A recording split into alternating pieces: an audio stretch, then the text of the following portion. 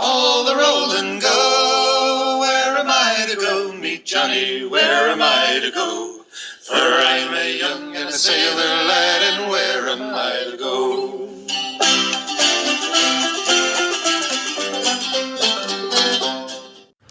Hello, and welcome to Where Am I to Go podcast.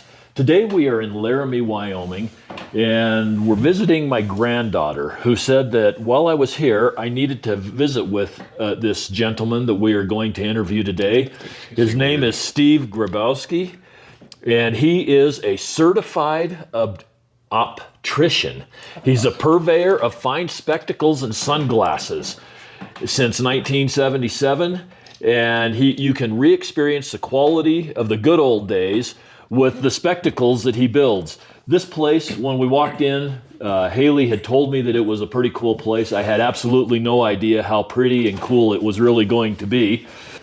Steve, I've talked to him quite a bit prior to this podcast. He's a very interesting guy, and walking through his front door, I'm just basically blown away. He redoes antique glasses with the antique frames and stuff. I'll let him explain a little bit more about that.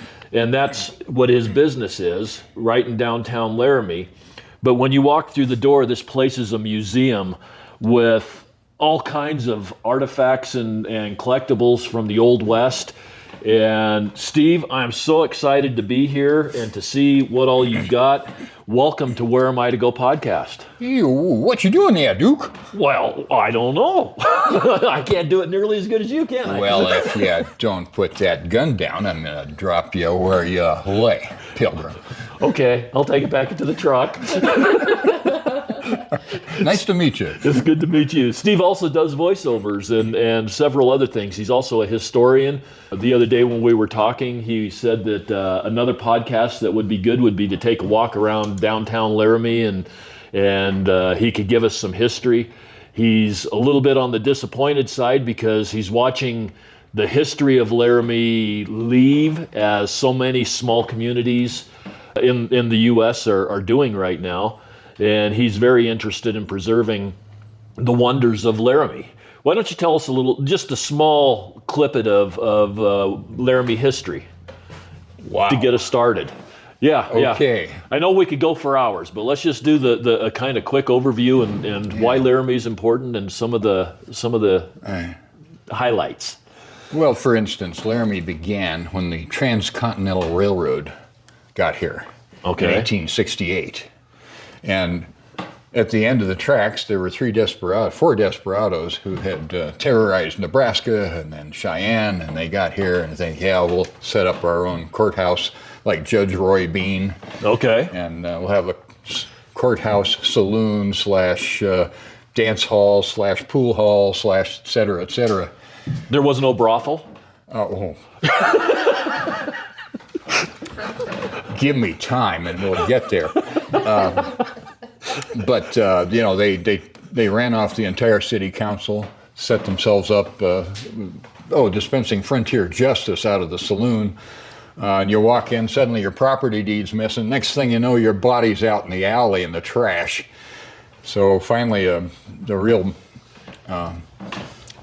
sheriff, Boswell, gets together with his vigilante committee, and they have a secret meeting, waltz across the street, have a shootout, wound 3 of them, and 1 gets away. Well, they lynched the 3 of them off the awning out front, which wasn't high enough for a drop, so they just picked them up and strangled them. Oh, okay. So the next day, that was over there, next day around the corner here, they caught up with the 4th guy. I'm not sure which it is. Depends on which book you read. He's either Long Steve Young or Big Steve Long. I'm not sure which, but we do know he was longer after the event than he was before. They hanged him off the telegraph pole over there by the, again, 1868, over there by the old depot. And we got pictures of all this. Oh, really? By the way. Here in the museum? Yeah, so then we had relative peace in town.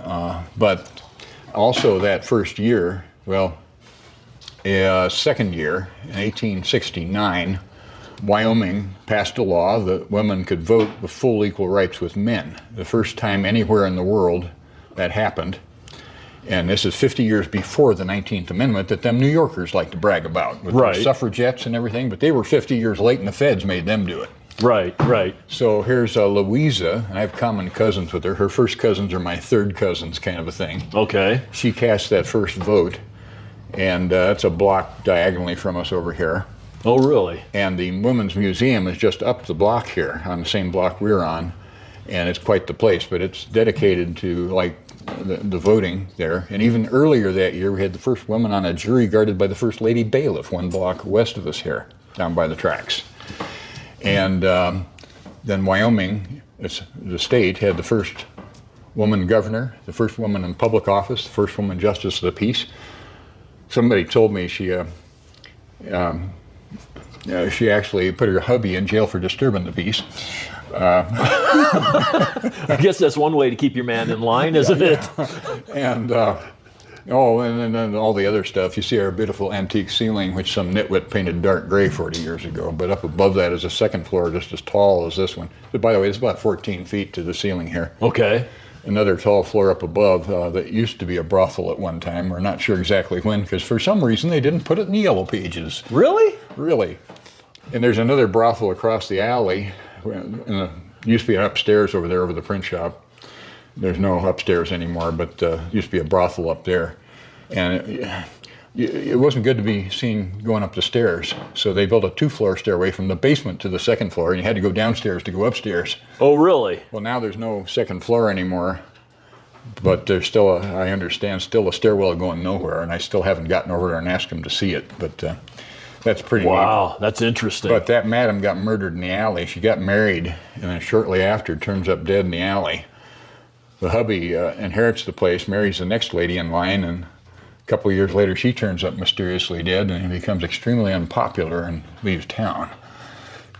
As I'm telling you stories, bear in mind I got these from old timers. I've been doing business down here for 48 years, and my family's been in the valley for about 150. But that's just about long enough. To some extent it's hearsay. Right. But all that historical stuff I told you first about the town and the and the shootout and all that good stuff, that's actual, for sure, history.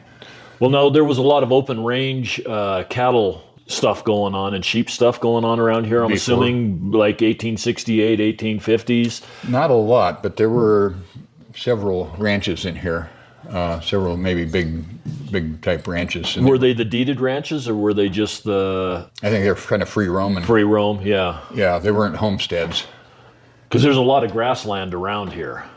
Oh, yes. And, of course, you had Tom Horn somewhere along the line, the cattle detective that was going after the homesteaders to a great degree, I think. Right. And there's a lot of controversy around Tom Horn. Well, all the old ranchers I talked to who were around when he was here, they all basically told me, said, no, he didn't kill that kid, but it was karma for all the other... I've kind of heard rumors the same way. All the other people he'd shot or whatever.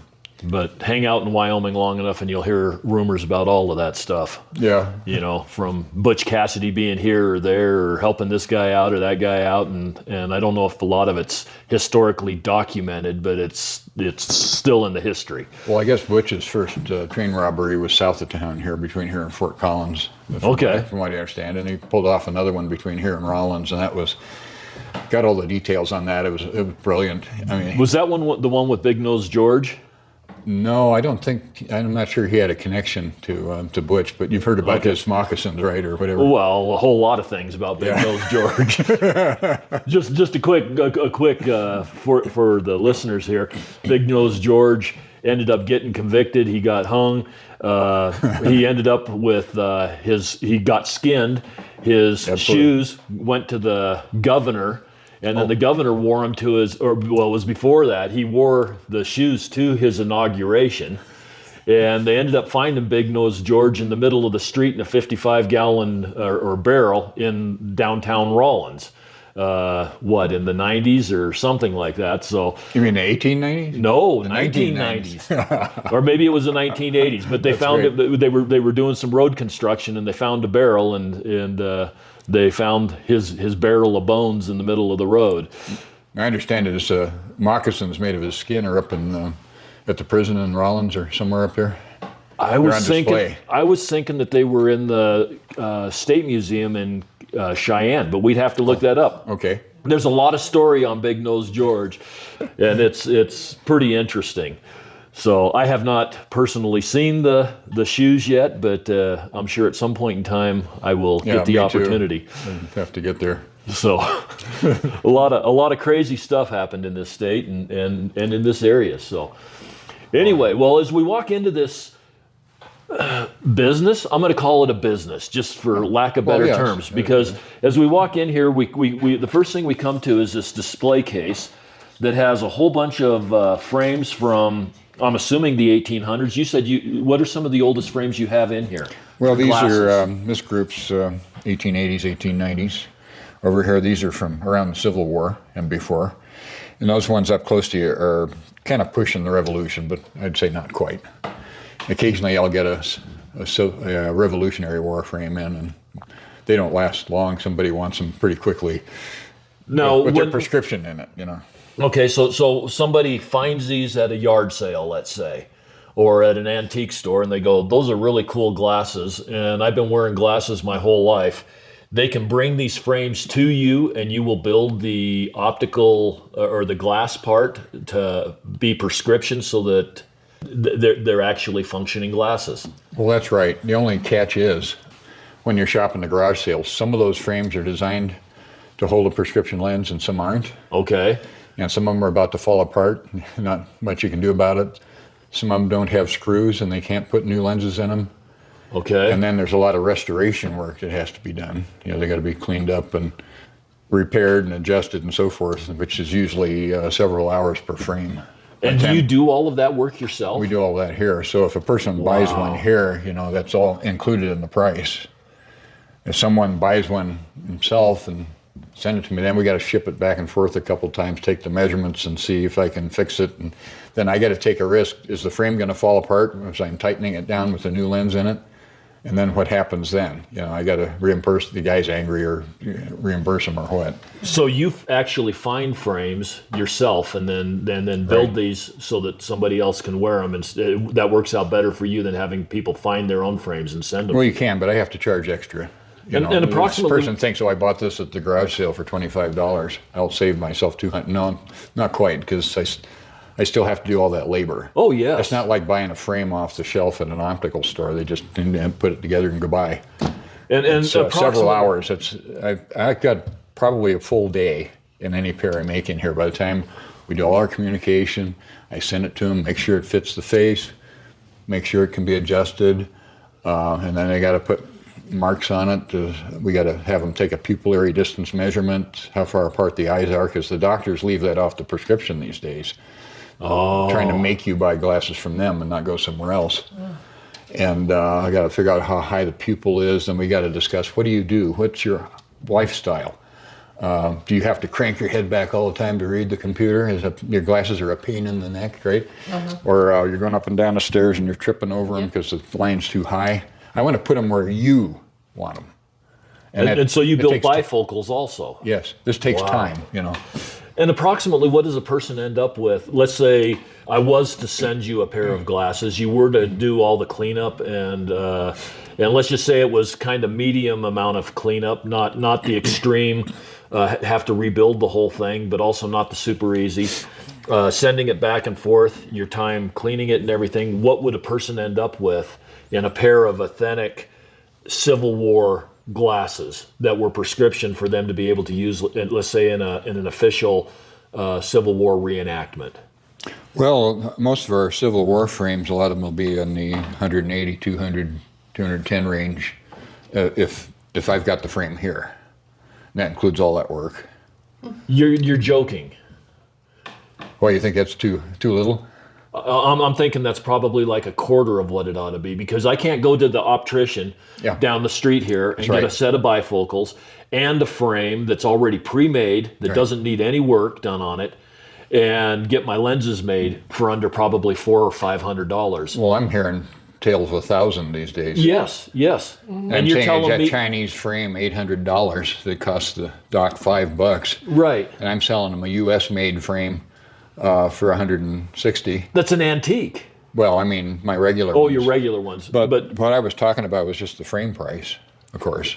Okay, so then you put the optics in. And the lenses now depends on what kind of frame. The hardest ones, I had these just post-revolution octagonal frames. And back then, they're kind of handmade, and each lens is a slightly different shape, slightly different size. And they're so small, you can't make them with the modern equipment, so I have to cut them by hand. I was a lapidary jeweler when I was a preteen. Okay. And my lens edgers, the machine that cuts your lens to fit the frame, they both broke down at the beginning of COVID. Oh. And so I had to start making lenses by hand. Oh, man. And, you know, instead of putting out 50 grand on a new machine, I thought, I don't know if I'm going to be in business, you know, in a year. I can't take out a mortgage now. So I started actually cutting them to fit the frame, kind of like they did back in the 1800s. Wow. But I have to do that on some of these guys that are that small. And the ones with the corners on them, I don't like gaps. You buy some of these old babies, they got little gaps and they got little cracks and stuff. I don't want any of that. You want the lens to fit perfectly. And so I'm babying it down to size gradually until it's just right.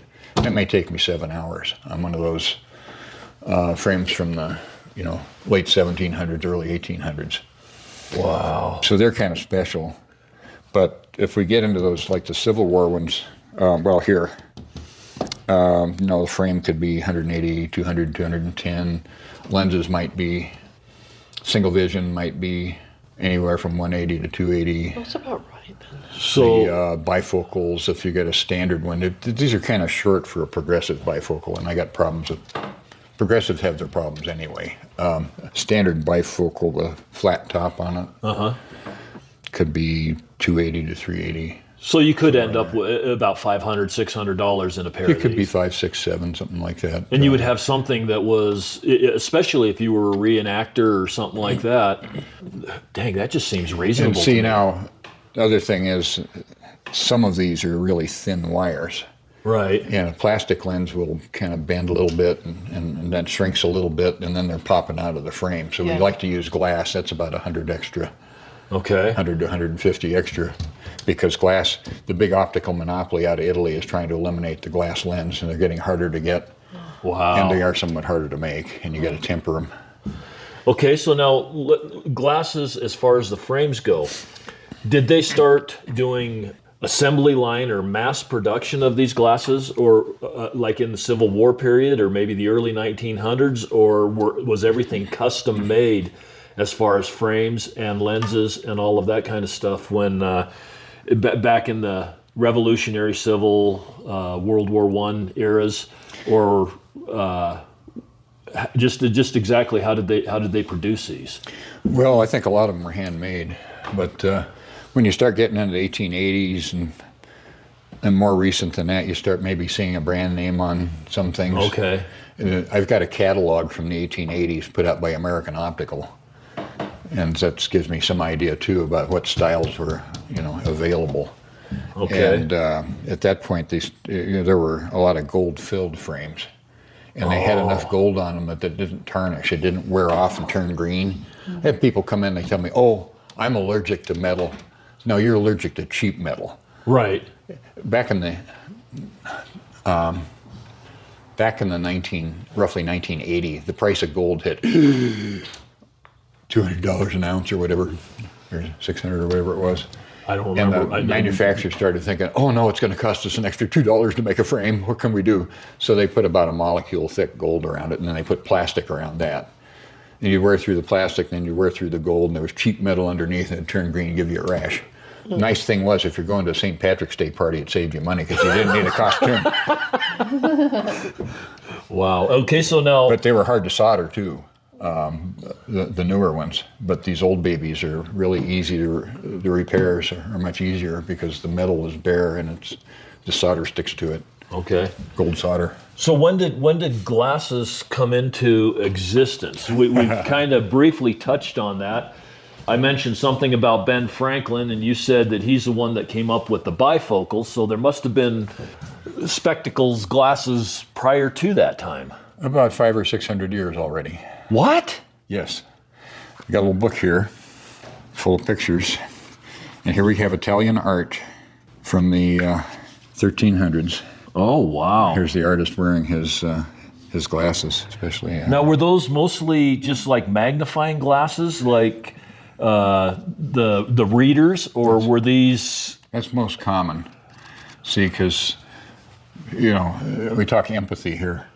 Most people think, well, they have these people who had great vision all along, and you're sitting in the seat next to shotgun seat next to him, and he says, "You mean you can't read that street sign 4 blocks down there?" He thinks he's always going to have perfect vision. Well, along comes age 40, and suddenly he's hiding his cheaters, you know, in church. You know, is anybody watching before he slips them on so he can read the songbook? Well, me, when I hit 45, I had to take my glasses off to read. I'm nearsighted. Oh, okay. And frankly, I wouldn't even wear them in here in the store, except if I take my glasses off, or people are going to ask, "By the way, Steve, who makes your glasses since you can't see through them?" So that's why I have a bifocal, but I could survive quite nicely without them, because all my reading is fine. I could just have a pair of distance glasses from when I'm driving. Right. That's about the only time I really need a pair for safety. Yeah. I feel safe without them, but the government says, DMV doesn't feel your feel your safety. By the way, these I'm wearing belong to one of my grandparents. Oh, that's cool. Bought them a block up the street here. Now, I'm so hard on glasses, I would love to have a pair like this, but I would probably trash them in very short order just because of my lifestyle. See, there's Grandpa, Okay. and he married the Wow. girl next door. Here's Grandma, about 1891. And the girl next door lived a mile and a half away at that time, or 7 miles. 7 miles? Okay, so the girl next door was really not next door. Well, it was next door. It was not next- anything in between. And then a couple of their wedding pictures down here. Wow. But yeah, purchased a block up the street here You got a picture of Billy the Kid in here. back in the Roaring 20s. Yeah, you spotted him. Yeah. I used to have him next to Grandpa here just for Yeah. effect.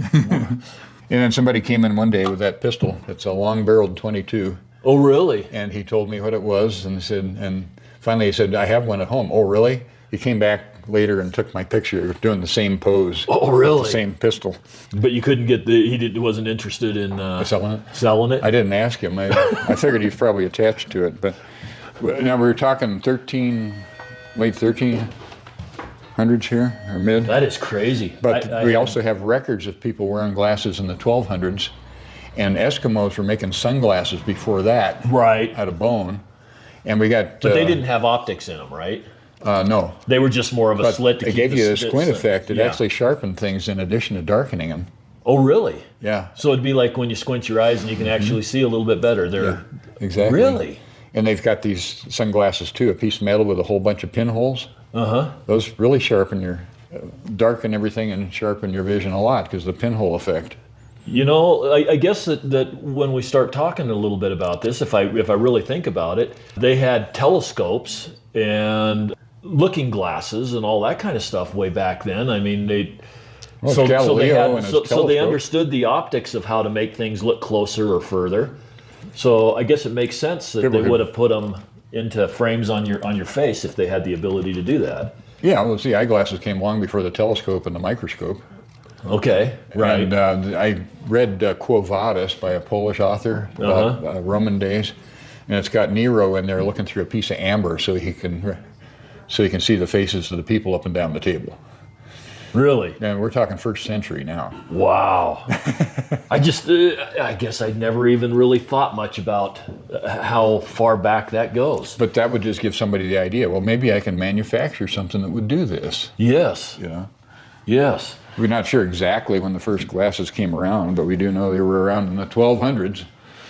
Now we come to our next case here, and you've got lots of pictures of different people, celebrities, reenactors that are wearing glasses that you have manufactured for them. I guess I could say custom designed, but it's not really custom designed if they were made in the 1800s or whatever, but you've got like Well, we don't mention any Oh, we don't mention names. names? These are, some of them are visitors, and some of them are customers. Okay. But the HIPAA law says I can't Oh. tell you whose. Well, scratch the one I just said. Well, like I say, we don't know which. Right.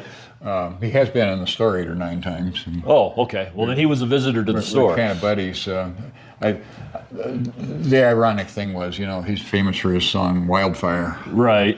She'll be riding wildfire. Well, he was summering over in North Park, where Colorado 14 goes over the top from Fort Collins to Walden. And about 5 years ago, he pulled out of there. He was living the dream, staying at a working ranch, and he kind of moved out. I get the impression he got run out of the territory by wildfires. Uh-oh. I mean, I joked with him about that, but yeah, we had visit from Craig Johnson, the author of Longmire. And we've had who else we got here? Out front on the sidewalk here we had Robert Fuller, star of the Laramie TV series. Okay. A few years back, and there's a few others. They got some fella here who's an extra. He can't lose. He's the surgeon/mortician for the Wild Bunch Shootout Troop in San Diego. Okay. No matter what happens, he comes out ahead. He comes out ahead. Surgeon/mortician. Well, now you did say earlier that you have more visitors in here than what you actually do customers. Oh yeah, by far. And I can see why, just because of the museum aspect of this as well as the optical. Now, are you a full-fledged optician to where you do all the measurements and the eye exams and all that kind of stuff also? Well, that would be an optometrist or an ophthalmologist. Okay. Now, it's optician, not optician. And I don't deliver babies, by the way. Did I say optician? I'm sorry. It's but that'll be on the podcast, I'm sure, because me making mistakes is where it's at. That's the fun part, isn't it? It is. Well, and you got some people mix this up with obstetricians. Well, I didn't mean to do that. I know the difference, do. But the words come out sometimes. And so I make glasses. See, opticians do the hard part. The doctor puts out that prescription. Right. But there are 50 million ways to make that prescription. You can make reading glasses out of it. You can make distance glasses. You can make bifocals. You can make progressive lenses, all kinds of things. And a really skilled optician can make the glasses to fit your lifestyle, to do what you're doing at the moment. My wife's a librarian. She's got to have a bifocal on the top set at arm's length so she can shelf books. Okay. And another bifocal on the bottom so she can work on the desk, and the middle is to deal with the customers and stuff. Okay. And you got to get the lines the right height, or you go tripping up and down the stairs, or you have to crane your head way back to see things and get the pain in the neck. And that's what gets missed these days. You run people through cattle car, herd them in, brand them, herd them out, and now comes AI. And they've already been kind of doing that all along. You get on the internet and they say, yeah, just send us your prescription. You like this frame, bingo, here come your glasses, and they don't fit. They hurt your nose, slide down to your toes. Yeah, they're built for Arnold, And if you're not built like Arnold, you got a problem. They only make that frame in one size only. So you do custom fit and everything else right here. We still got American-made frames in styles from the 40s. They're back. They're popular again. Right. And back then, when I got into business in the late 70s, you could get a frame in about 10, 20, 30 different sizes. Okay. The width of the lens could be changed independent of the size of the nose, independent of the length of the temple that goes back to your ears. Wow. And if your ear isn't at the bend on a frame, it's going to slide down. Yeah. Slide way down. You've got something right here that I have been looking for. The full wrap around the ear. A friend of mine had a pair of glasses like that. He said that they were the best thing in the world. And so I went ahead and got some. And this was probably 15 years ago. Mm-hmm. And they were the most comfortable glasses. They didn't slide off my face. I'm a flooring installer, so I'm always looking down. Oh, yes. And carrying carpet and that kind of stuff, And so my glasses are always getting beat around and falling off my face. And I've been looking for a set of those wraparound earpieces, and you can go to optician shops all over the place and not be able to find anything with the wraparound. Now see, here's one with plastic covers, here's one without. Yeah. And this thing comes in, And these are all modern frames that you can fit lenses to. Oh yes, these are brand new. Like I say, this company's been they make our own brand for us, our own store brand. And we've and this is crazy been because making frames since the Civil War in the USA. This frame has been made since 1941, the same style. really. These came from the mid-50s. Well, And no. the Blues Brothers brought these back. Right. And I think Ferris Bueller, is Ben Stein, the boring teacher, I hear, brought this back. Okay. And then, of course, Top Gun Right. brought these back from 1937. Well, the thing that's crazy about this is the prices on these are very reasonable compared to what you'd go to your Walmart shop and pick up A Chinese frame. a Chinese frame. And these ones here, you can adjust the nose width. They're custom. I'm not supposed to like this, but I like them because maybe 5 years from now, they've been making this frame for, since the 40s, 80 years Yes. plus. I might still be able to get parts for you when you walk in 5 years from now and you've broken your frame. That's unbelievable. Now everything gets discontinued in 2 years, or even if it isn't. I had the big box people walk in, I just bought these 2 months ago and they broke. Well, can't they fix them? No, they can't. I have to buy a whole new pair of glasses. And Exactly. they've We got- just went through that a year and a half ago or so. We were on a trip and I broke a pair of glasses. They split right down the middle. The plastic frames split down the middle, and of course I need them to drive. And so trying to drive, holding them together, going for the next 60 miles, I ended up in a town. And I went to 4 different shops and finally found ones that they could kind of get the frames to fit in. Of course, they didn't fit. There was gaps on the edges. Ugliest damn frames you've ever seen in your life. Great big black plastic things and they charged me $250 for the stupid frames to stick my lenses in those frames. And I was just pretty much appalled that, that's the way it works. But this is awesome. Well, yesterday I had a customer from Nepal and had gotten a frame from a local clinic with prescription in it. The lenses were really loose in there, like they're going to fall out any minute. But the frame had broken. One of the temples on the side had broken, and they couldn't fix it. They would have to make her a whole new pair or something like that. She calls me up and she said, "Could you possibly put these lenses in a different frame that I have?" I said, "Well, we have to take a look at them and make sure the sizes are adequate." It just barely worked. And I think, it took a while to consult with the person, and it took at least a couple hours Right. in between phone calls and people walking in the door, plus, 2 hours of actual time working on them. I hand cut those lenses down to fit a new frame. I've done that Wow. hundreds and hundreds of times.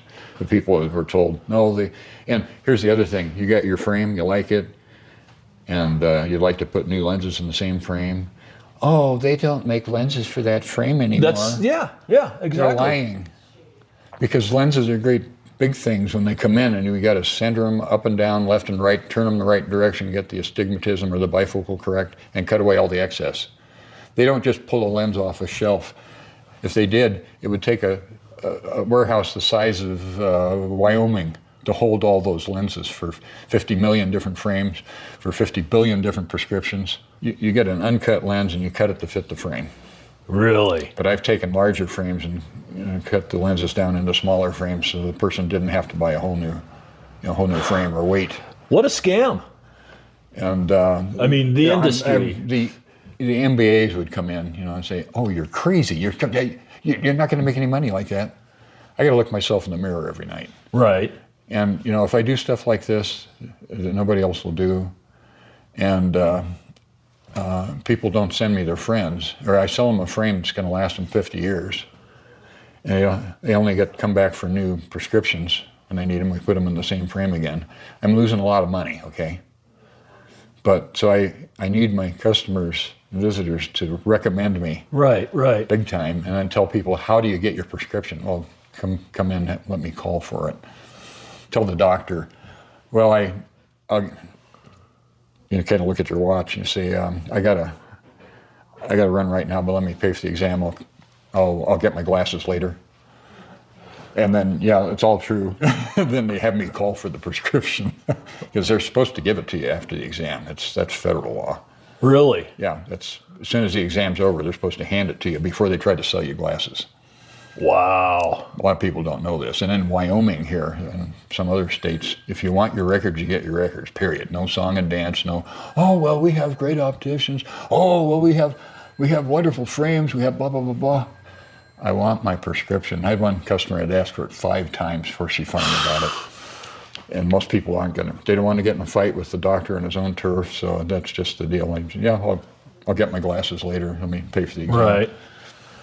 Wow. Now I'm gonna ask kind of a touchy question here. Yes. You are, as you claimed, I think you said 72 years old, 73 years old. Right. You're still working daily doing this. Do you have any apprentices or people that are up and coming that are going to continue on with your business, let's say in another 10 years when maybe you're finally tired of or want to retire?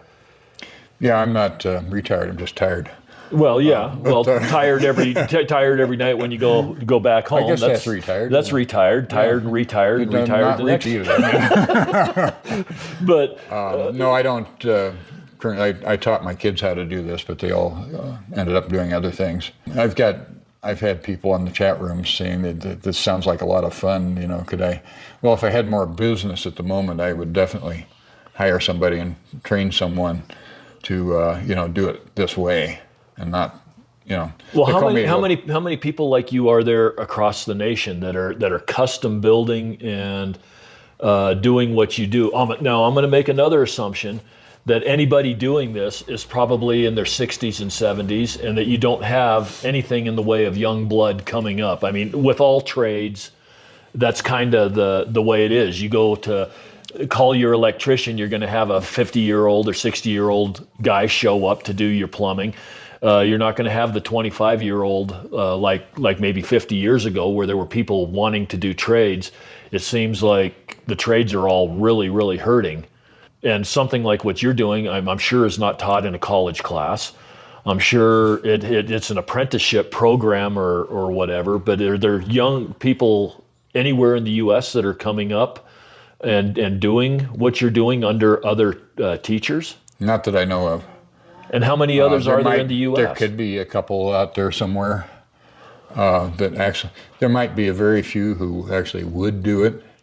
I had a guy with a wholesale optical lab who would cut lenses kind of the way I do, but we just lost him some months ago. I finally found out, he had died. And we almost need to train somebody to actually do it. And see, we're not in Santa Fe. No, we're not in Jackson, Wyoming, or do they have this or this Vail or Aspen or someplace like that, or Fifth Avenue? So people who actually live here really aren't willing to pay the price. I spend probably 30 times as much time making a pair of glasses, and I'm charging less. Yeah, I'm seeing that. So I can compete with the eye doctors, and we got the big box that's got the cheap frame from China on the shelf, and that's all you see when you walk in. So, I'm going to get my glasses here, they're cheap. Then they charge you triple or double for the lenses to make up for it. And they're still paying more, even with insurance, than I charge without. If I just had, just a few more people walk in the door, I'd, survive just fine. It's just, dying trades is something that really bothers me. It's kind of like the watchmaker. You look at the watches that were made 200, 300 years ago, the little tiny gears, the springs, and they were accurate timekeepers. And yet, I don't know that there's maybe 100 people in the United States that could build a watch now with the little springs and everything else the way that they were built at the time. And I mean, it just goes on and on. You hit the clockmakers, the eyeglass people, just everything. Got a guy a block away here that'll repair them for you. Do you? I need to take him my Polish grandfather's pocket watch. And he'll repair it. I'm sure he will. That's cool. And I even I have through my life of gold soldered eyeglasses to repair them, but my torch broke down, so now I'm sending people over to him for the fine jewelry stuff. And I know I've got one place I can where people can send their glasses out and have them repaired when your doctor says, no, that can't be fixed. There are, a few of us out here that do that sort of thing. But usually when they walk in and you tell you whatever. Now, I advertise myself as the last old-fashioned optician. Okay. And sometimes the journalists say, last optician. He said, no, that's not what I said. And then all the other opticians get angry because they're opticians too. Right. By old-fashioned, somebody, one of them called me on the phone. They said, what do you mean last old-fashioned optician? I said, well, do you have old-fashioned music playing in your store from the 1800s or no. Well, do you dress in garb from the 1800s? No. Do you, repair things like this and that and the other? No. He said, well, thanks for calling. Click. Yeah. You got antiques all over your store and antique eyeglasses on display. No. So that's last old-fashioned optician. Do it. This is the old way when you actually made things fit your face. Right. And you picked the right frame to begin with that would work. You got to see the prescription to know that. Some frames will work with this prescription, some won't. And you got big, thick lenses, big, thick, heavy lenses. You don't have to go get contacts. Just get one of my antique frames, and that lens won't show at all. Really? Most likely. And maybe it's a half-inch thick. In today's, they're trying to bring the 70s back with these huge, monstrous frames. Well, the bigger the frame, the thicker the lens. The bigger the frame, the blurrier the vision. Both. Really? That's true. I had no idea. You know about the pinhole effect. Right. When I was a kid, I looked through a little pinhole I made with my hand. I could read the blackboard with no glasses. And cameras. Right. Wide aperture, you get much depth of field. You get a lot of blur. You narrow it way down, you may be in focus all the way from 6 feet clear to infinity. That's crazy. It's the same thing with eyeglasses. The bigger the lens, the blurrier the vision. And I would have just thought that the bigger the peripheral vision and some of that kind of stuff, but what you're saying makes sense. You see it, and the stronger the lens, the more blur there is out at the edges. Right. And that's true too. Wow. But there's a lot more to it than just I like that frame on the internet. Or they say, okay, they got an app that will make it like the frame is here, but maybe it's wider or narrower in the picture than that. But will it really work with the prescription well? I had a reenactor come in. He's a Civil War gentleman. He's a civilian with his top hat and everything like that. And he had a prescription that was, I don't know, probably at least 3/8 to a half an inch thick in today's frames. And I put him in one of those Civil War frames, and it got it down to about 3 millimeters, and nobody can even notice, even with a little metal frame, nobody notices the thickness lens. of the lens. Wow. And then he sent me back, Steve, you weren't kidding about how sharp the vision was going to be. He'd never seen that sharply, and just as long as he could remember. I can see I'm coming back for the walking history tour that we're doing. I'm probably going to be back here getting some glasses, because this is just, I had no clue that something like this was going on. And it's too bad that we don't have kind of like the old days. I've got a book from the 1800s that's talking about apprenticeships.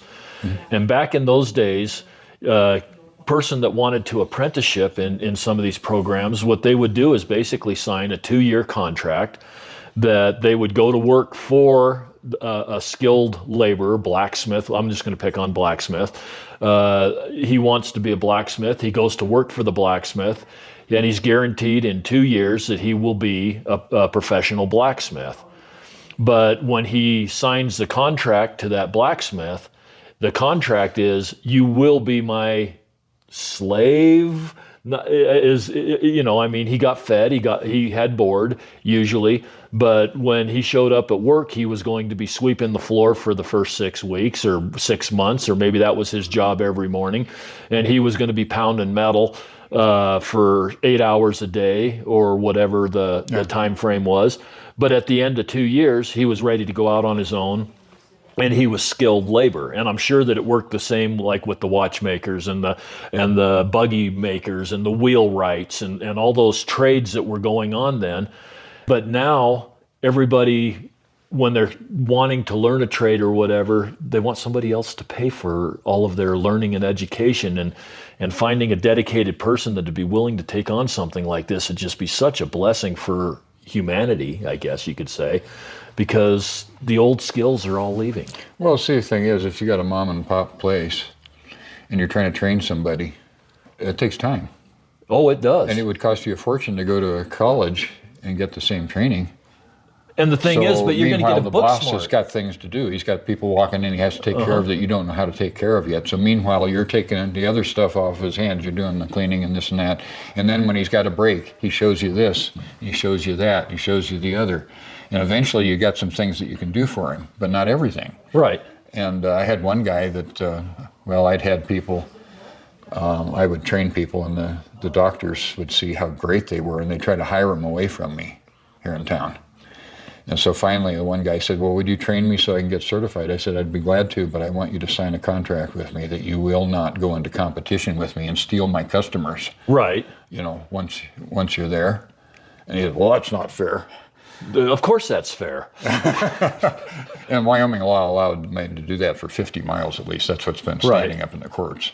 So he could go over some parts of Cheyenne and could have competed, but that makes it a little harder for him to drag my Laramie customers over there. Well, but it looks to me like Laramie's just such a small part of your business. It looks like you are worldwide. You said how many different countries have... I had to do that. Well, at least I've had visitors in here from at least 50 countries just in the last 4 or 5 years when I've started counting. That's impressive. That's interesting that you can be that far known and living in a small community like we live. Well, Laramie is so famous. Yes. I mean, all over the world. Most people in foreign countries have never heard of Wyoming. They've heard of Colorado. They've heard of Denver, Cheyenne, Deadwood, Sundance. But Laramie is super famous because we've got at least 7 TV series that heavily based Laramie, and dozens of movies and lots of songs. I even had them all on my Facebook page, and they did away with the notes section one day. But Chevrolet even had a pickup, the Laramie. Oh yeah, yeah. They're still out there. Now here's just recently, Sundance, Illinois, Thailand, Nebraska, Thailand, Georgia. That's the state of Georgia. I had the nation of Georgia recently too. Oh, did you really? Here's Ghana. Oh, geez. Belgium, France, Switzerland, Alberta, Algeria, Brazil, Maui, Brazil, Croatia. This is crazy. Germany, England, Moscow, Italy. There's the nation of Georgia. I love it when they sign in their local language. I got one in Japanese here somewhere. Wow. And she's a fan of the Laramie TV series. I had 45 of them in here one day. 6 of them were from England. 1 was from Japan and 1 was from Germany. And that German gal was in her 20s, and this was her 6th transatlantic flight to see him. Oh, really? And this is like 7 years ago. By now, she's up probably 12.5 trips she's taken to Laramie to see that 90-year-old guy that starred in the TV series. Really? And we're all friends with each other. It's just... This is crazy. Just amazing. Melbourne. Yeah, Australians came in, and Scotland. Actually, Russia, the thing that's interesting China. about this is when I'm looking down through here, you have more people from foreign countries than what you have United States people. Well, I've kind of started, if somebody is from a foreign country, I try to make sure they sign the register. And, okay. So it isn't. So you push it a little bit more. It isn't nearly so much so. I'm not having just everybody sign, and I didn't always think of it anyway. But I'd say every 3 or 4 visitors, I'm going to get somebody from a foreign country. That's crazy. And the rest of them are from all over the country. Now, are most of them here to see the museum, or most of them here to maybe buy glasses, or? Well, most of them they see my windows and walk in the door, and I think the Tourism Bureau put me out as a museum too. Well, but what I'm hoping is I hand everybody like I don't have one today, a wanted poster. And the back of it has a map of the place with the history and stuff written into it. Okay. And I tell you, I'm going to tell them about now. If you ever want to be your great grandparent, I can help. And if you know any reenactors, be sure. I hope you'll tell them about us. Right. So my name's out. I got like I think 6,000 fans on my Facebook page or something. Oh, geez. Well, the biggest one is my Old Town Laramie Facebook page. Okay. And I've got videos of our historical background here of the city and how it all got started and everything, and the tunnels under the sidewalks and the brothels where they are, and the stories that people told me about them. And old timers for 48 years have told me their stories about what happened here and what happened there. It's just totally crazy. Wow. They were so famous, but I'm trying to convince, our city council, but it wants modern glass-fronted buildings down here to replace our buildings from the 1800s, and you'll see some just down the block here. Right. Oh yeah. They're just freshly built. They don't match at all. Right. No, we drove We the used main to have street rules. yesterday. At least the fronts had to stay. And I can't believe people come in and buy these buildings. They have these beautiful old ceilings, and they lower the ceilings and turn the place into Walmart. Yeah. And people coming out west, are they going to come out west unless they're going to go to school here? Are they going to? Is it the university they're looking for? That's what gets promoted. Right. But down here, we got, where women first had full equal rights with men and voted and everything like that. And the historic railroad depot, and we got the Victorian mansion from the 1800s all decorated up. You can visit in the territorial prison, the only place Butch Cassidy was ever in jail. And all those other things, and these beautiful old buildings from the 1800s. And you got to get a block off the main highway through town, one of the main highways, to see it. Most people just turn up there at the intersection and miss all of this. And we can't get the city to give us a sign once you get near downtown to point us into it. Just refuse to do it.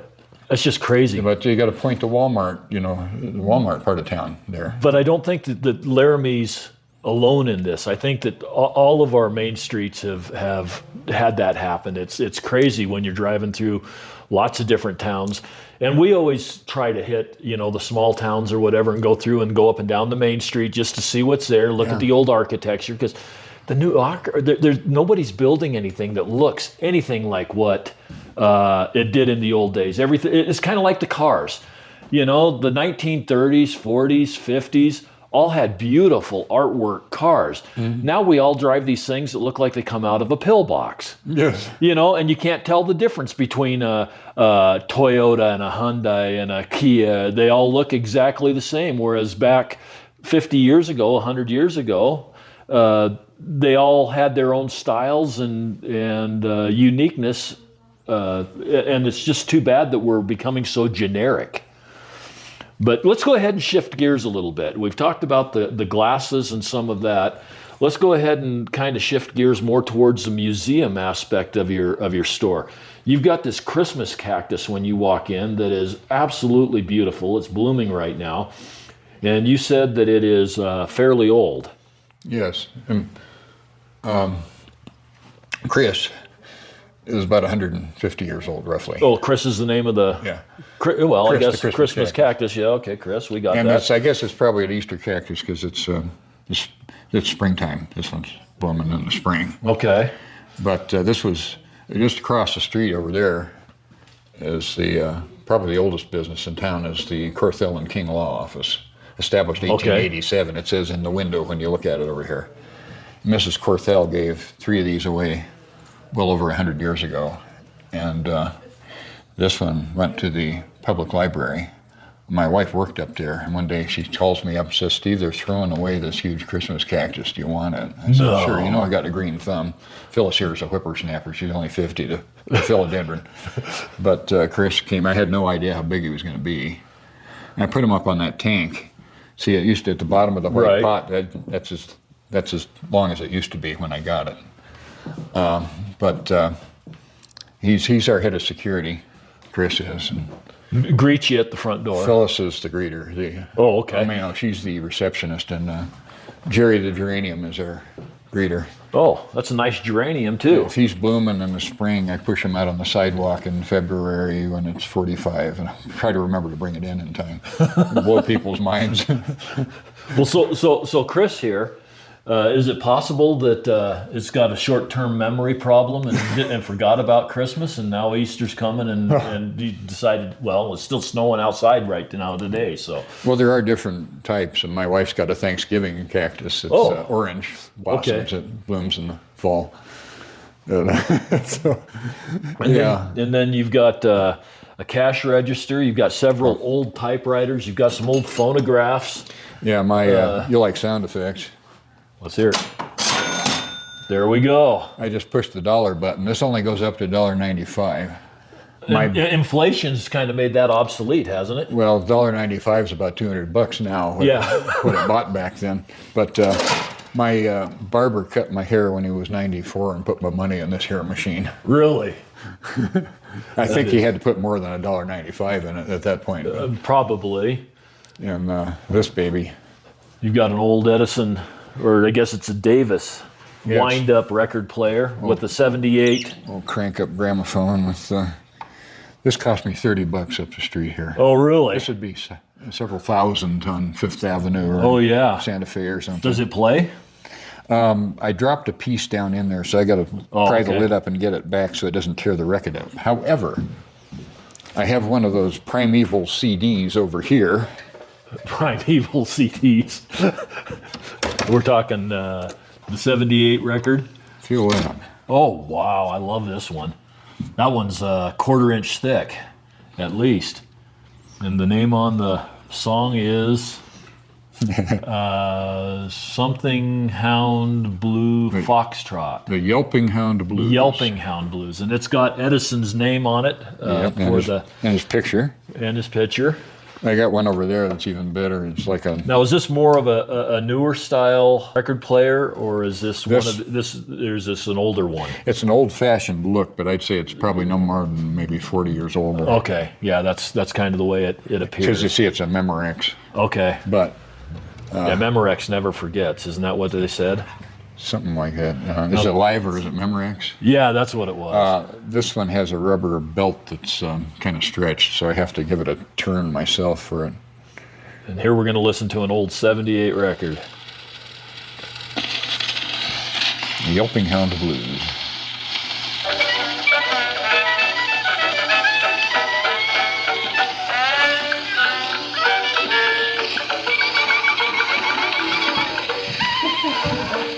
Makes you want to dance, doesn't it? Over here. And this must be an older record because of how thick it is. I've got several 78s at home that are quite a bit thinner, and they look more like glass. What were these records made of? Well, I think it's Bakelite. It is plastic. Bakelite, there you go. It's plastic, and it's probably 130 years old or so, but it ain't cracked yet. That's right. The cracking got invented later to make you buy things over and over, I think.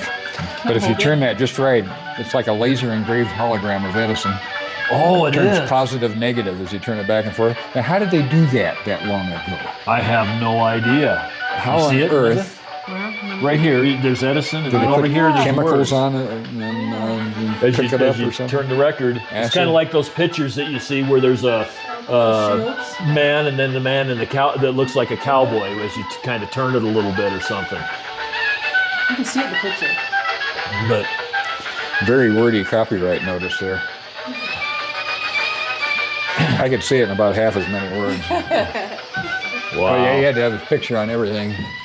Here's one of the old cylinders. Now, do you have a player for that cylinder? No, I had a chance to buy one once and I passed it up. I wish I've got 2 of those cylinders because I kind of collect records and some of that stuff. I've got 2 of those cylinders, but I don't have a player, and I'd kind of like to find a player too. I bought this one for $10 down in Leadville some years ago. Okay. I don't remember. We were at an antique store someplace, and I ended up picking up a couple of the cylinders. Hopefully, but it's amazing how many different types of music players there are. We were just at the mansion here yesterday, and they had one of those great big, probably 18-inch round metal discs with the little holes. Do you? And the player. And the player. Yeah. It's just amazing that they could put little holes in there and make the music. And I've got a reel-to-reel tape recorder upstairs. Well, I've got an 8-track. That's the one I don't have, is 8-track. Oh, really? I must have 600 cassettes. I'm right there with you on that. When you walked in, the music was playing. That was one of my cassette players. I've got one here, one there, one. So when people walk in the door, I can push the button. Cassette players are getting really hard to come by. The records are starting to come back some, but the cassettes, if you're wanting to record onto the MP3s or anything else, they don't make conversion players for that. Oh, yeah. And did you see our map on the wall? I did not. It's on fabric. Oh, really?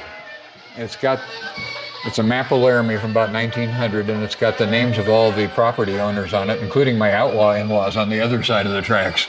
Okay. Now, was this an insurance map? No.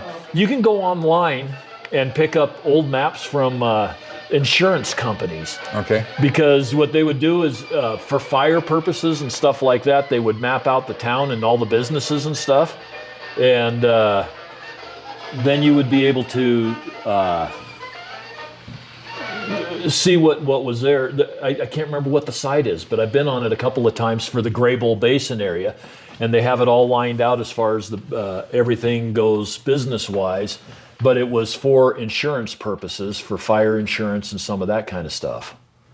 So, the maps look very similar to this. Well, you're in the Waitman building right now. Okay.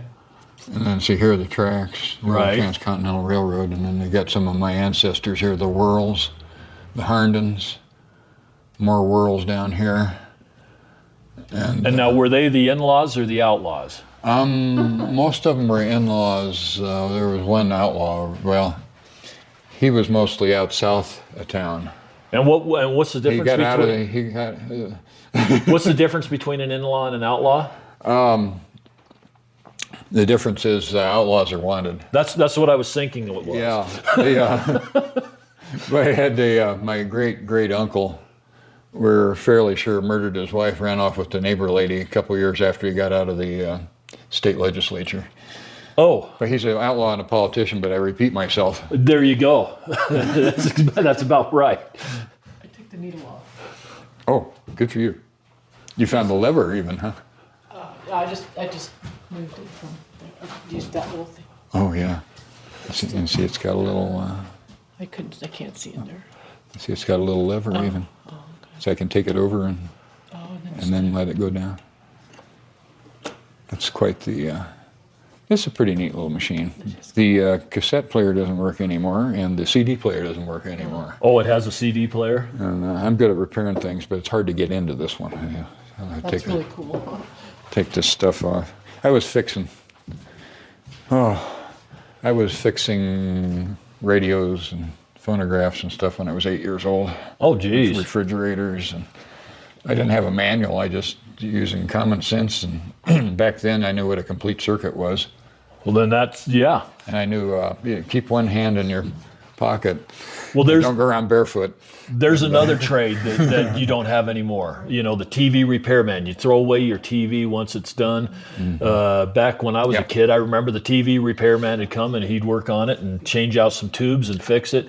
Your appliance repair people, really, when your machine breaks, you just replace the doggone thing, and it's... Isn't that fun? All kind of planned obsolescence. You can move over and leaf through it if you like. These cartoons here. That's an old comic book. I bought that here on 2nd Street. And then as we come on these through, are more ancestors over here. Oh, anyway, that's up there. Great-grandfather Nick Lundqvist. They tell me I look like him. I see some resemblance.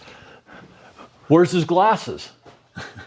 He must have had better eyesight. Even though glasses seemed to be a fashion accessory back then, they usually took them off for the pictures. But DMV makes you do that now anyway. Yeah. He got here in 1882. Okay. And at that point, this building was already here. It was a sausage factory / butcher shop with a smokehouse built on the side back. Oh, really? And somewhere along the line, I guess I mentioned there used to be a brothel upstairs. Yes, you did mention I told you that. about the one across the alley. And there was one across the alley. And see, these folks have glasses on, Oh yeah. and she looks like my Aunt Minnie, but she's not. These got to be what, 1920s, 1910s? I'd say so. Somewhere in there. Teens, 20s. They're kind of wearing those. What's his name? The actor that made those glasses famous, Harold Lloyd. Okay, I don't know. He was he like, especially the one he's wearing. They were plastic round glasses, and he just sent the sales off the charts for the company that made them for him. Oh, really? Yeah, and see, I got my timeline of music here Okay. from the Round Cylinder record, Right. and these belong to my parents, and I forgot to mark the rest of them as to which ones I got from my parents. You and got which ones I Bing bought. Crosby and the Milo brothers, Mills brothers. Mills No, that's Mills brothers. Okay, yeah. The S in cursive looked like an O. It does. And the Andrews sisters and Glenn Miller, Benny Goodman, Blue Holiday, Best of the Mills. Well, the Mills brothers, they repeat themselves. Yeah. That's probably a more modern. They King- were making records for like 70 years or something. Really. And Nat King Cole, Tennessee Ernie Ford, Pat Boone. Pat Boone's still making commercials. What? Yeah, he's 90 or something. Well, I guess Clint Eastwood's still making movies, and he's 90-something. Well, they said he looked. Somebody asked him, "You're 90 something? What are you doing?" I said, "I'm making a new movie." He said, "What? Well, how do you do that?" He says, "Well, I get up in the morning, I look at myself in the mirror, and I say, I don't let the old man in." Yeah, there you go. Yeah, Chicago, and then you got John Denver. Yeah, and I wanted to keep going. I got a Beatles White Album at home. Oh, do you? A Magical Mystery Tour and all that, but Okay. I never got past that. But I did get to see Andy Williams in person. Oh, really? And John Denver finally. It took me 30 years to get to one of his concerts. But I went to one of his concerts, and generous guy. it was one of those things that the lady behind me had no rhythm and knew absolutely every song. It was the worst concert I ever went to. I didn't hear John Denver sing a word, but I sure heard the lady behind me sing. This old Laramie eyeglass, old Laramie optometry equipment. Okay. Do you still use some of this? No. It's just here on display. This one actually was mine. I used this back in the day. This thing looks like something out of Monsters, Inc., but Right. it's something you could cut lenses with before you'd scribe a lens shape on it, and then there were glass, and you'd take a pair of pliers and break it all off around the edges, and then you'd finish it on So kind of like a on glass wheel, cutting. on a grinding wheel. Okay. Yes. It's on a Wow. glass cutter. And, photos from all over. You've got lots of paintings and Yeah, it's all optical history. Got Galileo showing off his new telescope. there you go. And there's Leeuwenhoek in Holland demonstrating his new microscope. And you got the itinerant eyeglass salesman going from farm to farm, letting people try on reading glasses until something kind of works. Kind of like the old Fuller brush guy. Absolutely. And then here's a gal at the post office picking up her monkey word, her mail order reading glasses, and everybody's so thrilled for her. Now, Monkey Wards and Sears, were they the precursors to Amazon? Well, they had paper catalogs. They had paper catalogs When they got out- instead of the internet, but the paper catalogs came 4 times a year. Yeah, and when they got outdated, they got used for something else. Yes, probably outhouse reading and other outhouse activities. Lips that touch liquor shall not touch ours, and it's got a bunch of women. What were they? Abolitionists? No, not the abolitionists were. That was slavery, wasn't it? So that was slavery. What were the prohibitionists?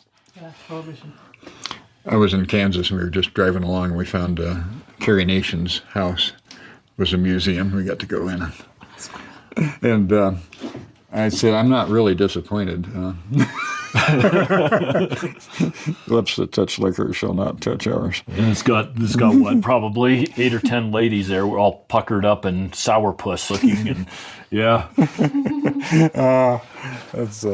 That's fun. And we went to the Prohibition Museum in Georgia, Savannah, Georgia. That was really an interesting museum. See, like I say, a nature and travel photographer, but here I am in Jordan at Petra. Okay. I'm trying to be Indiana Jones, but the hat's it looks a lot like Indiana Jones. the hat's not quite right. Well, and you've got a few more cameras hanging off of you. Now, you also do a lot of photography? Yes, I have. This is really not a good town to sell it in, so the prices here would be 1/5 or 1/10 of what you'd pay in Jackson, Wyoming, or someplace But like everything's that. 1/5 of we what don't- you pay in Jackson. We don't have billionaire shoppers here. Right. You're just happy to go up there and pay that much more. It's kind of interesting. There's certain towns that are just kind of artsy towns. We were just in Taos not long ago, and the galleries there, just every other business is a gallery. Same thing with Santa Fe. Same thing with Jackson. Now see, this is a Laramie ad from probably 1800s. I like it because it's got a photographic art gallery. Uh-huh. And it's got a guy here selling, Jesse Converse, dealer in diamonds, gold and silver watches, fine jewelry, optical goods, silverware, etc., shotguns, rifles, pistols, hunting knives, fishing tackle, and sporting goods, all kinds of ammunition, always on hand. South A Street near 2nd. He didn't have the whole mercantile shop, did he? That's about a block up here, Okay. up the street, which is also where my grandparents purchased these glasses I'm wearing. Okay. On the same corner Wow. in the roaring 20s. That's awesome. Wow. You passed a case over there that was full of my ancestors there too. Oh, Just over there. right over here. Okay. A bunch of pictures of old pictures. You got a Wyoming license plate from 1952. These are grandparents. These Okay. are her parents. Okay. And these are her mother's parents up here. That Now same you've got type that. of- I was going to say you've got a couple of tintypes. Well, this one is. Right. That one's not. Oh, that one's not. Okay. It's about the same time, looks like. It's about 1840 or so, and that one's about 1860. Now, they didn't get here. They settled in Illinois, came from Germany by way of Denmark. Okay. But the rest of these all lived south of town here. Now, when were they using tintypes? Ranchers and carpenters. Oh, pretty much at the beginning. Pretty soon after photography was invented. In what, early 1800s? Early 1800s. Photography is just pretty roughly about 200 years old now. Okay. And honestly, the pictures from the 1800s, especially the professional ones, are much sharper and more detailed than today's digital photography by far. Even though they're It in isn't black and even white. close. Yeah, we got pictures that were taken out here on the street off one of the top of one of the buildings over there. Uh-huh. You can blow that thing up, pull up a wall with it, and not have anything like a pixel. Billions of silver molecules on a negative or a plate. That's just fascinating. That's what the dots were. And they're not squares. They're, kind of rounded things. They look much better. Huh. I never would have thought that. You'd think that but with so many things, technology doesn't really make it better. It just It's makes quick, it different. It's cheap. Yeah. But it isn't nearly as good, If you take it with your phone. And that looks great on the phone, but if you try to Blow it up. put a 16 by 20 out of it, you might be stretching it. So now, do you do a lot of photography? Do you also have your own dark room? Not anymore. Everything's digital now with Well, you, or I will send it out if I want it. If I want my film developed, can you still buy 35 millimeter film and stuff? Yeah. Okay. And frankly, 35 millimeter is kind of small. It's better than digital, but if you really want to make big murals for people, you'd want to get a larger format camera. Oops, that's the first time I've done that. But I just got these boots with the real points. You've got a on them. lot of old cameras here, movie cameras, the old 8 millimeters, the old box. Yeah. My grandparents bought me one just like this back in 1958. I was developing my own film in second grade. Really? Now, Brownie, that was a pretty expensive brand, wasn't it? No, that basically Kodak first made the cameras that average person could afford. Right. And the Brownies were they were Brownies from early to late. Okay. And they were affordable for the average guy. Okay. There was another brand then that I was thinking was. Well, you got some really expensive ones like this one's from East Germany, I think, or Russia, Praktika, and Argus. Hasselblad is a very expensive one. That's the one I'm thinking of that a lot of the professional photographers, studio photographers used, right? Right. That's always impressive when you see somebody has a Hasselblad. Do you know what Kermit the Frog's middle name is? The. Yeah. Right. It's Kermit the Frog. Yeah. Life ain't easy being green. Lauren would know that. Loren Green? Lauren. These are some nice pictures. Yeah, these are all around here. You know, the thing that's really nice about digital to me is it was always so much fun to go out and take all these really nice pictures with your 35 millimeter camera, your 110 or whatever, and then you take it to the film developer and you get them back and you find out that half of them are double exposure. Ooh. And the other half, the person wasn't smiling or their eyes were closed or you didn't have the sun was coming in wrong, or it was always one or two pictures out of 35 would be actually worth putting in your photo album, and the rest of them were just all a disappointment. Well, I know. But you can just delete them when they're digital. You just get rid of half of them, and you go, okay, this is fine. You know, I hate autofocus. You're taking this photo, and a little feather falling down here, and the camera decides to focus on the feather instead of but you can't tell looking at your phone or whatever. Right, it's out of focus. Yeah, well, but the same thing happened with with all of your old Canons and Kodaks and all that kind of stuff. You'd end up with something blurry, or the exposure would be a little bit too long or not long enough, and it just always seemed like a disappointment when I got my photos back. How do you like Grandpa in front of the house he built? Oh, wow. That's the newer one. That's like from 1935. There you go. One of the Laramie TV show fans stuck the stars up on top of my roof to work on my roof. Okay, so was that what do they call that? Photoshop? She photoshopped that. Yeah. There's an episode of Laramie where the housekeeper, Daisy, she won't fix them any more meals until they fix that there roof. And that's what that's all about. Does somebody live there now? No, we had a break-in back about 30 years ago. That's too bad. That's really cool. I need to get out and fix it. But I thought I was going to own a business. I didn't realize it was going to own me. But how do you like this letter to my grandfather? That's pretty neat. Wow. It got to him. This is from Berlin or somewhere. And it says Laramie. Yeah. L-A capital R-A-M-I-E. You know what that's about? I don't. Laramie is named after a French trapper, Jacques Laramie. Oh, okay. And, Stadt, Wyoming, the state of Wyoming, USA. And it got to him. Wow. For 50 pfennigs worth of postage, and this is from the 40s. That's back when they could do their job. I like that. U.S. zone. U.S. zone. Germany, U.S. zone. So this letter is from the West Germany, but they're asking for help for a relative on the east side who's having a tough time with the communist regime. Wow. Yeah, you've got a lot of communications like that. And they got pictures going clear back into the early 1800s. So you've got of family. A museum in here. Yeah. There's a museum. These are family names. Those are the Lundquists, the Johnsons, the August Worrells, the Holidays, the Grabowskis. Cool. And that's cool. So forth. And there's an old family photo of that rock from the 1800s. It was like everything after Nebraska, it got named Chimney Rock. And but it looks like a camel from the side, especially here. Right. So a lot of people call it Camel Rock now. Oh, okay. But that's viewable out my grandparents' front window. It's a quarter mile away is all. And you can see this from Laramie 25 miles away if you get on any high spot.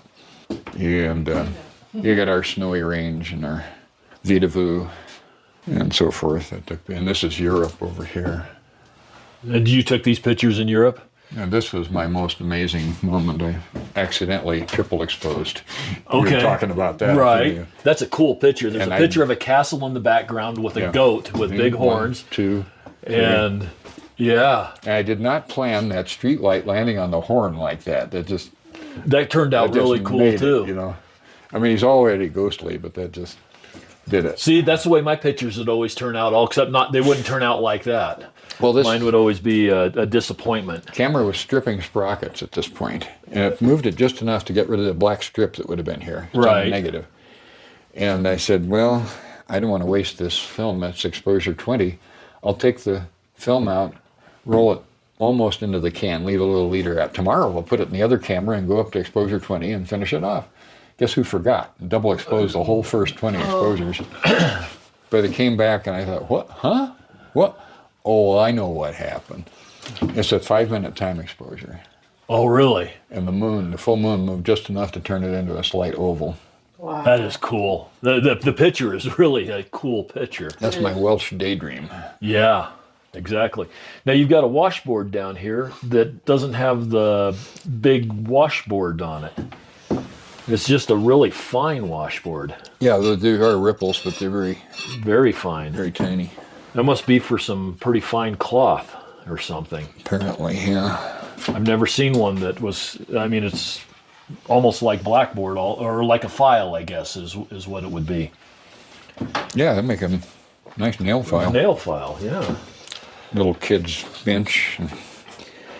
Some lamps and... I was 22 when I going through the Alps. I was going to say, I'm a late bloomer. I'm the same height as I was then. I've shrunk back down to 6 feet. Now I weigh 70 pounds more than I did then. Oh, really? Where did I put it? I have no idea. I was going to say. Yes. Swiss hat.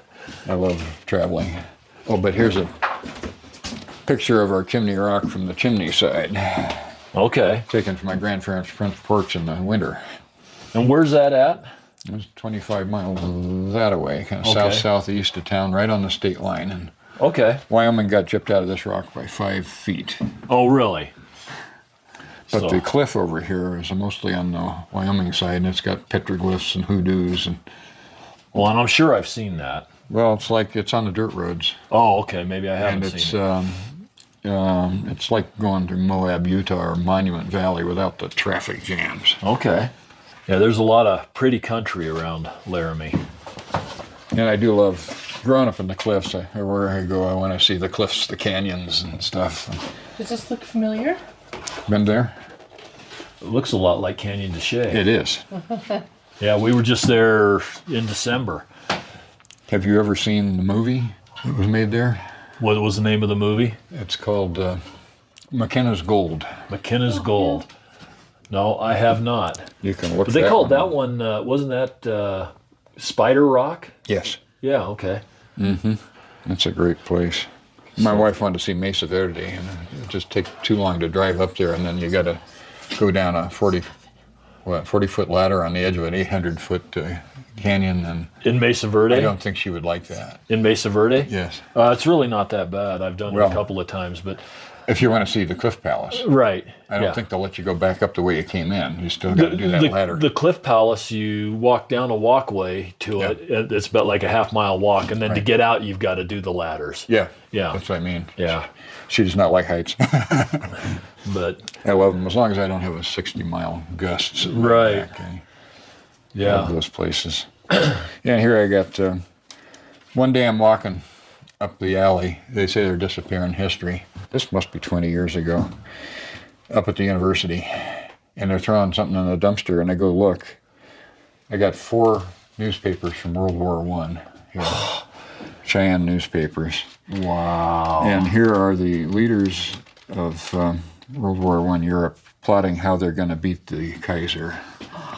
And then down below here, you got Bill Carlisle, known as the Gentleman Bandit, got captured He would rob trains, but he wouldn't rob the children or the women, so they called him the gentleman bandit. Okay. But he got caught, and they're trying to hang him, but they weren't successful. So when he got out of prison, he opened a couple of very successful local businesses on the east side of town here. Oh, really? And he was quite popular. But he said, yeah, the gentleman bandit, and it's got the story about how they're trying to hang him. It's Huh. And what is this? I suppose that's for hooch, probably. Oh, okay. It's a red square container that has kind of a raised top on it with a cork that looks like a pine cone in the top. There you go. Yeah.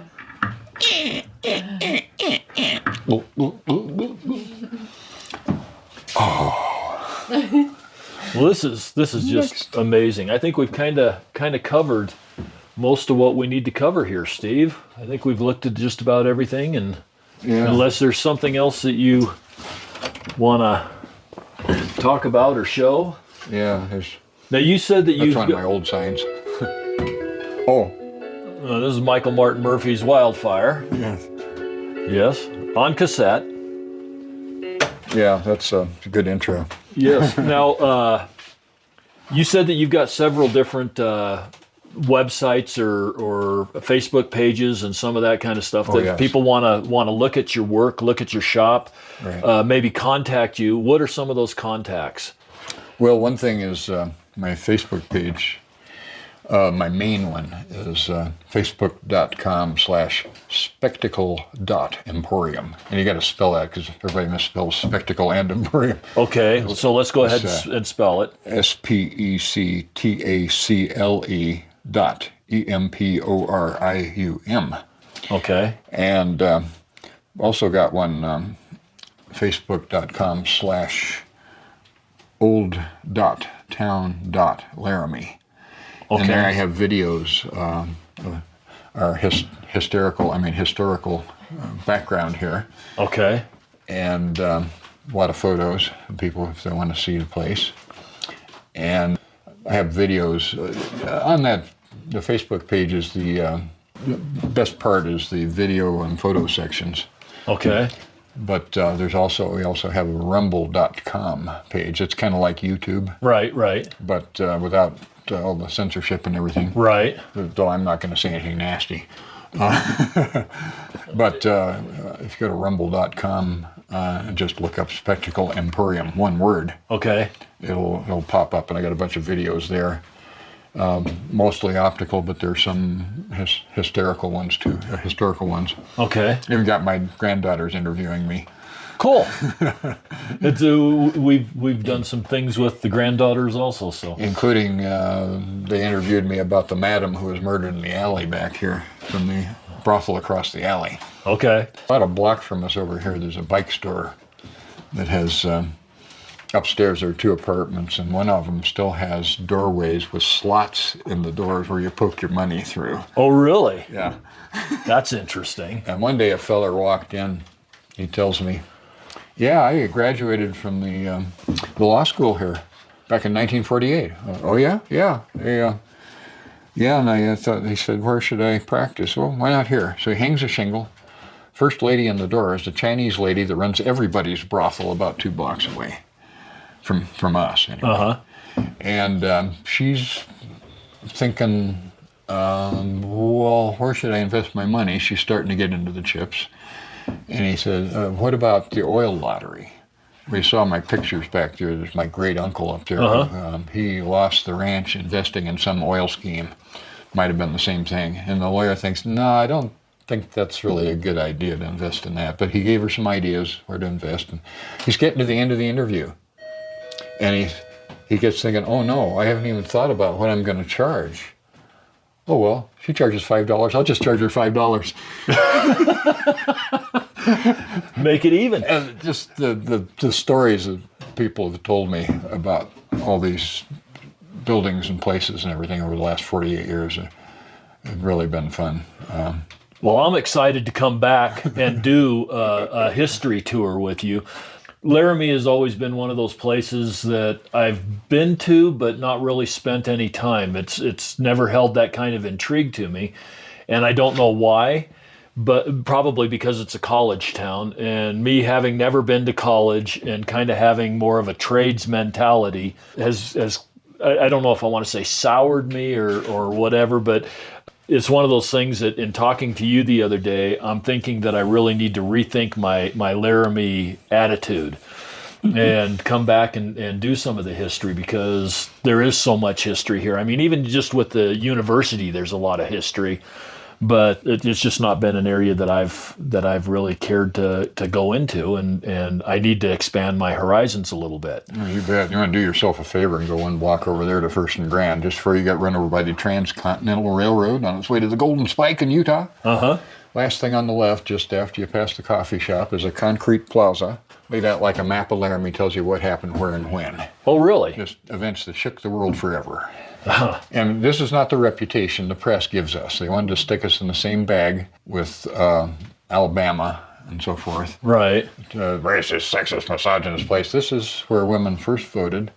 This is where women first served on a jury. This state is where the first women were governor, justice of the peace, serve in public office, and so forth. And all they can remember is the Matthew Shepard murder. And the press totally lied about it. Right. It was a horrible atrocity, true, but it was not a hate crime. The guy who murdered Matthew Shepard was his gay lover.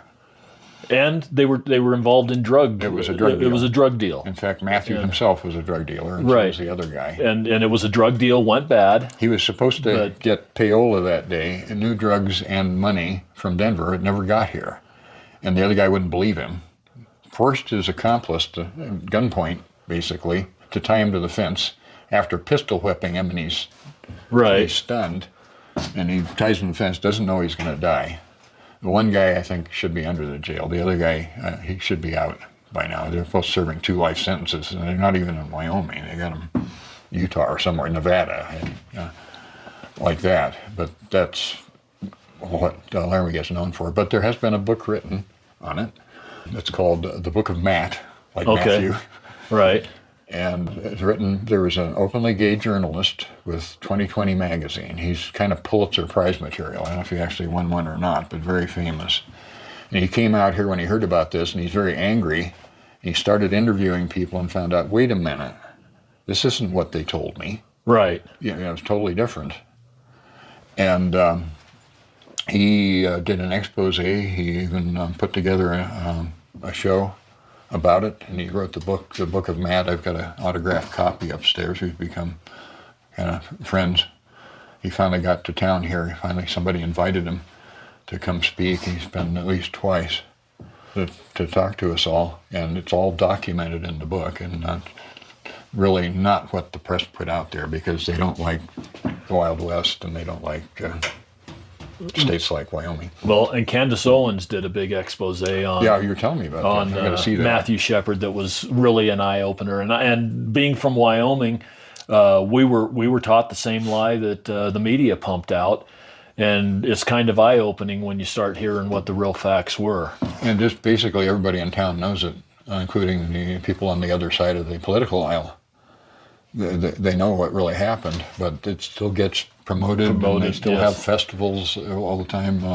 Well, it was a very sad thing. It was awful. Well, it's bad whenever something happens. But how many gay people get murdered in Chicago every year? How many gay people get murdered in San Francisco every year? Right. Lots of them. We get one, and suddenly Wyoming, and he's murdered by another one. Right. I mean, his murderer was bisexual, but he was one of his lovers.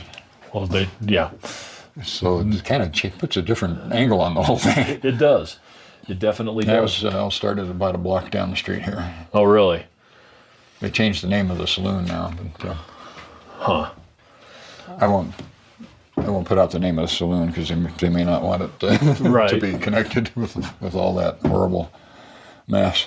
Well, this has been super interesting talking with you, Steve. I appreciate you taking the time out of your day to talk with me.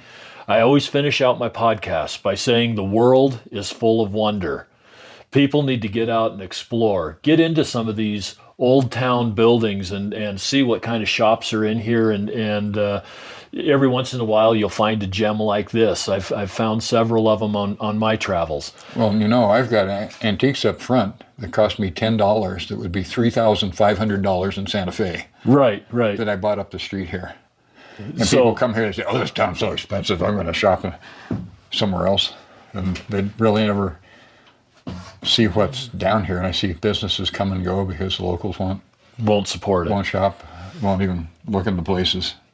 But anyway, get out and explore, see what your town has to offer, as well as other towns when you're going through. And everybody have an absolutely wonder-filled day. Thank you, Steve. See you later, Duke.